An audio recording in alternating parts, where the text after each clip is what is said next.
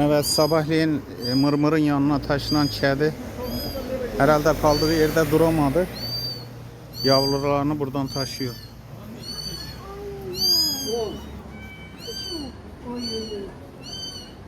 Ne tereliyey?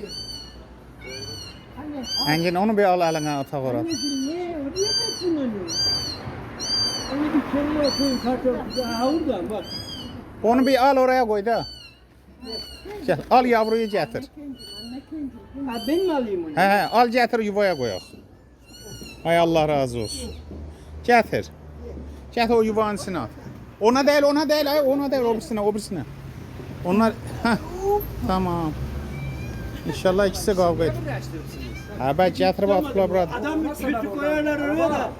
Olmazsa oradan götürür başka yere. Ya bilirəm. Deyirəm bəlkə biraz zaman geçsin, ısındılar birbirlərinə. Isınmazlar. Hani bak mırmır anlaşamırlar. Oğlum gel yuvana gir, gel. Gel geç yuvana. Acaba diğer yavruları taşıdı mı? Hala dur bakın. Kaç tane aydı? Kaç tane aydı? 3. He? 3. O da 3 de. Onlar yan yana koydun o olmaz. Bir şey doldurdun sen. Hadi belediyede cəsarını kısırlar.